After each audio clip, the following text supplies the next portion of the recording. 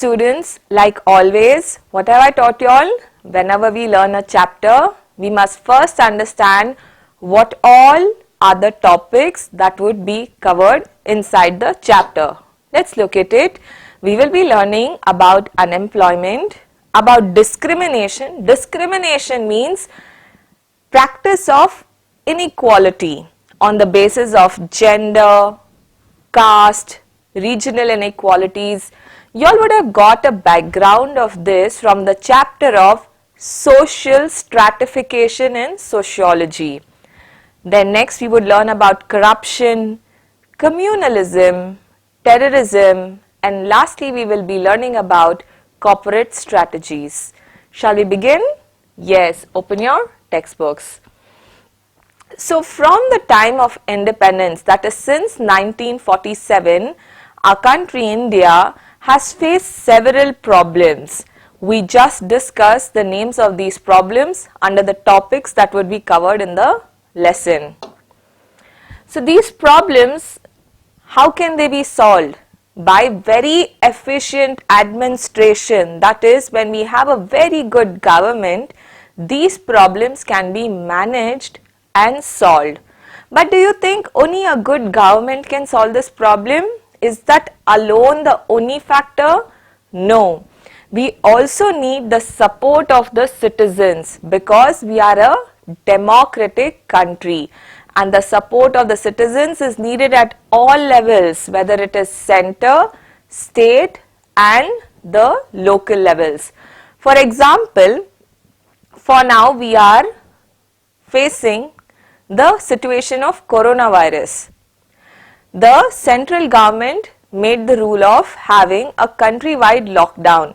The state governments supported it by ensuring the necessary rules and regulations are made, and the local governments put barricades, they issued rules like nobody should go out, they ensured that the shops were closed for the safety of everyone. So you all can see at all levels the government worked in coordination and all this was successful only because the citizens cooperated. Now let's go further.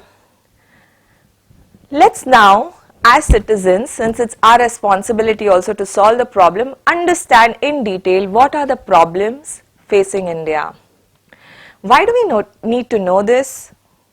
Because we need to participate in solving these problems. Do you think all these problems are natural made? Do you think they are because of disasters like earthquake or tsunami, or they are made by human beings because of their, or this is made up because of human actions? Let's look at it. Most of them are human made and national emergencies. So we need to find a human way only of solving these problems. How? By good administration, social reforms and very fast and efficient judiciary.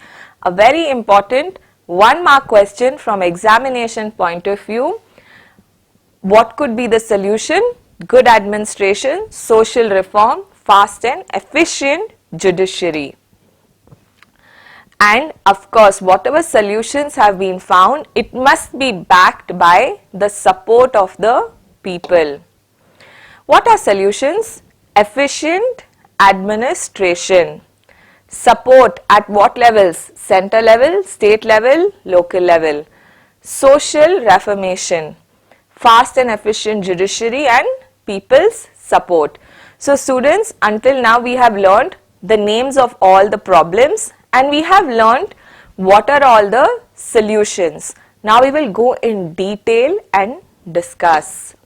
The very first problem is unemployment. Do you all know what is unemployment? Employment is a state where you have a job and you get paid for doing your services adequately. So unemployment is definitely the opposite. It is a situation where a person does not find work in accordance to his capacity or qualification.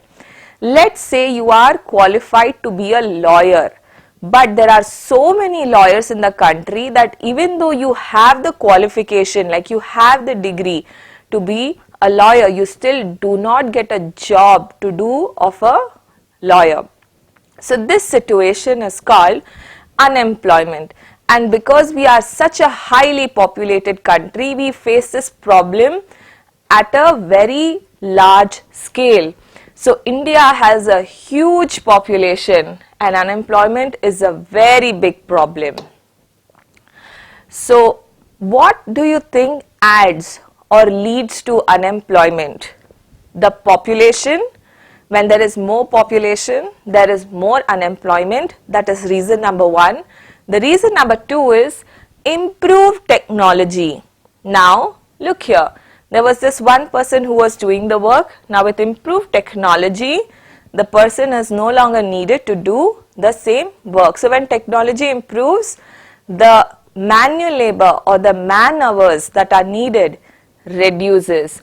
So these are the two main reasons for unemployment. Again, a very important question from examination point of view.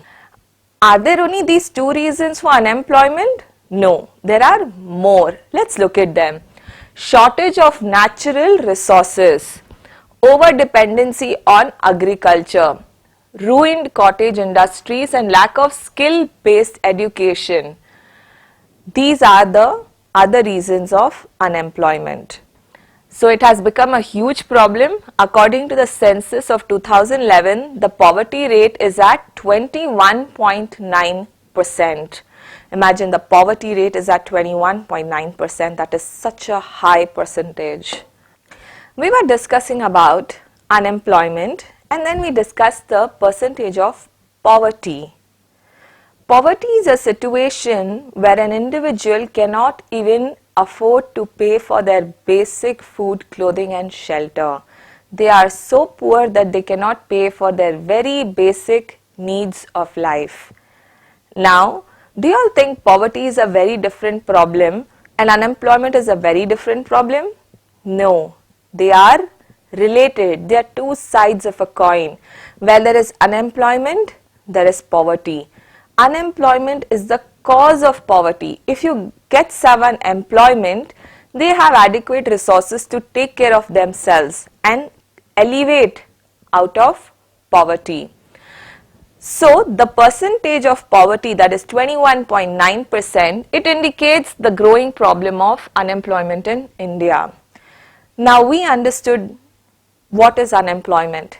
We understood what is causing it. Is there a way to solve it? Yes, every problem there is always a solution to it.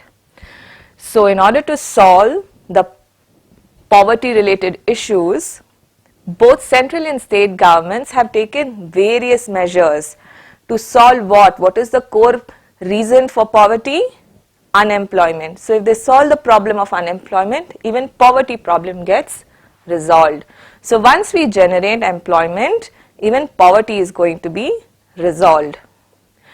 Steps have been taken to improve the skill level.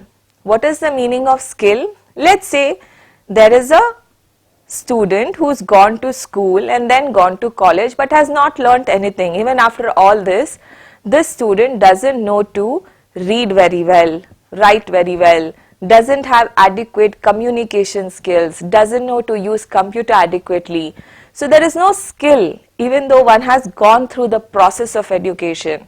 So skill is very important. So steps have been taken by the governments to improve the skill level of job seekers so that they can have better access to employment. They also provide them with loans and subsidies so that they can engage in self-employment. For example, if one wants to start one's own business, the government has set up a lot of schemes so that one can get a loan very easily to start one's own business.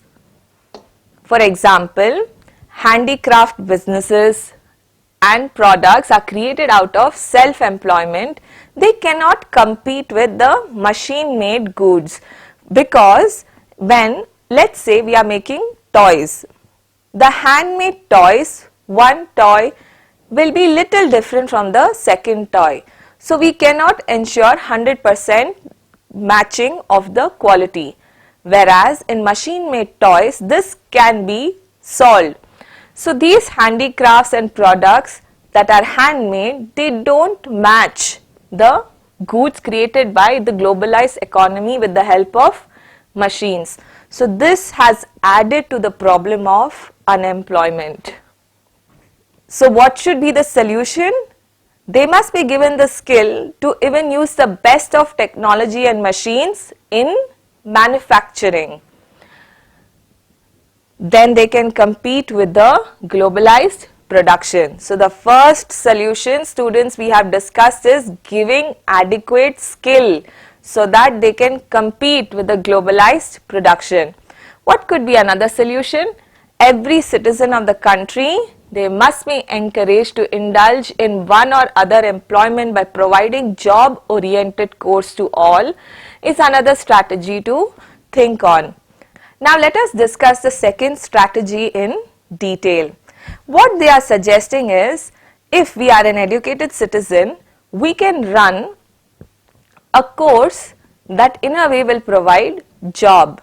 For example, computer courses, courses for air hostesses, communication skills. All of these can enable one to get a good job. So what they are saying, the citizens of the country must be encouraged to indulge. Indulge means make one or more employment by providing job oriented course. That is, provide more job oriented courses. Got it, students? So let's say if you are supposed to work in a factory and the factory requires you to manufacture bottles, so provide you a course that helps you learn the skill so that when you go to the factory you get a job very easily.